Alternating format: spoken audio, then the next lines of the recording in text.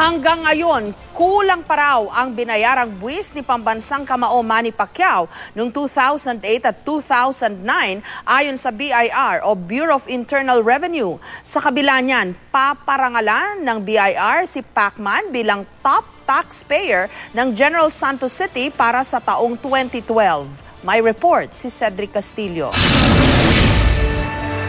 Masigabong palakpakan at formal na pagkilala kapalit ng tamang pagbabayad ng buwis. Sa kick-off tax campaign ng Bureau of Internal Revenue ngayong taon, isa-isang binibigyan ng plaque of appreciation ang mga top taxpayers ng taon mula sa bawat lungsod at munisipalidad ng bansa. At sa darating na February 24, isa sa mga aakyat ng entablado at ipapakilalang numero 1 taxpayers, ang mag-asawang Manny at Jinky Pacquiao.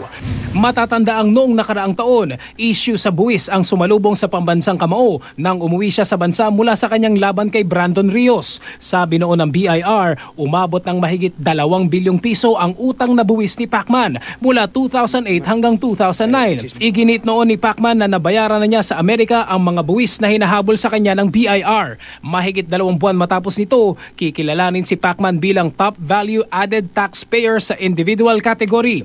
Number 1 income taxpayer sa individual category naman sila ng kanyang misis na si Jinky.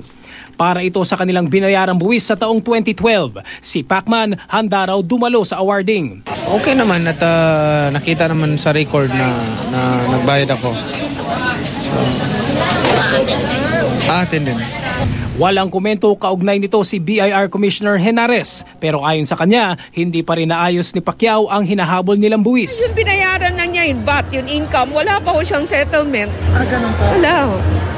Wala pa raw pag-uusap ang magkabilang kampo mula noong Disyembre, pero nanindigan si Henares na pinal na ang kanilang tax assessment kay Pacquiao. Cedric Castillo, GMA News.